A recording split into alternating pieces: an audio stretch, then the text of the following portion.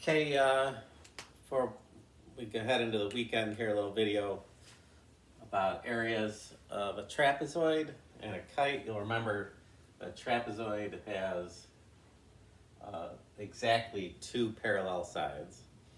Okay.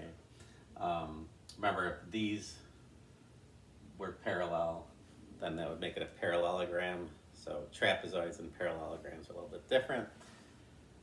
And when doing the area, it's just a matter of, I've got my two bases here.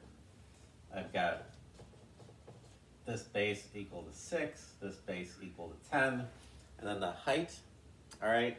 So it's very similar to area of a parallelogram, but we're gonna take the average of these two bases, okay, and then multiply it times the height.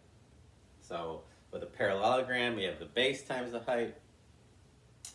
Because these bases are different, we're going to take the average. So that's where we get base 1 plus base 2 divided by 2. That's the average of the bases times the height. 6 plus 10 divided by 2 is 8, times the height 9 equals 72. Okay. Now for this particular one, and I like to have fun with math because no matter how you do math, you should get the same answer.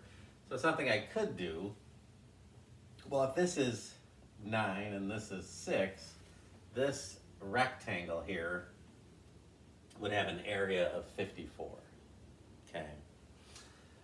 Well, if that has an area of 54, then this region here, from here to here, that's going to equal 4.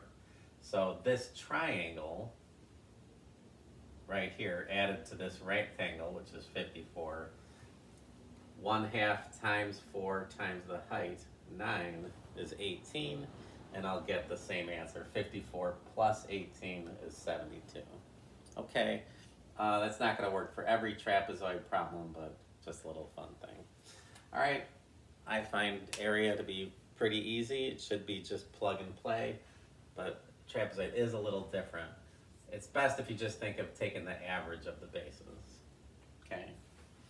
All right, and then area of a kite is even easier. I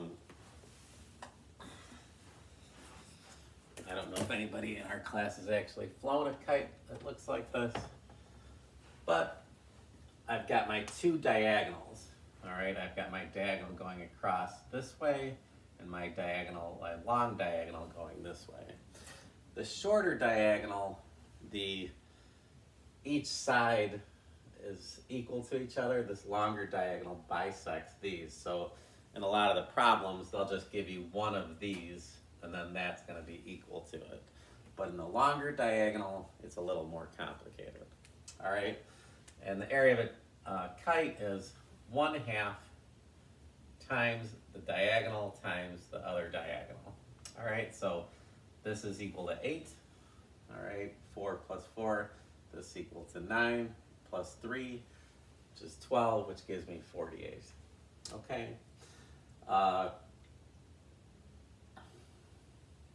What's going to most likely happen in the problems is they're going to just give you one side here and make sure that you know that that side is going to be equal to it. They can't just leave you hanging without that because these are not equal to each other, okay? So they must give you this other part, okay? Something that could happen in the homework is, what's our best friend in geometry? That's right, the Pythagorean theorem. We could have a situation like this, where if this is 4, and let's say for whatever reason they give you this as 5, well, then I would have to know that a squared plus b squared equals c squared. Well, we have the 3, 4, 5 Pythagorean triple, then that would be equal to 3. So that could potentially come up. All right, that should be enough to get you through the homework. Not super hard. Please get exercise 12-5 in for those of you who have not done it yet, because you have zeros. That's worth more. It was considered an e-learning assignment, which has more value. It's more expensive. You had the whole week to do it, and some people still haven't turned it in.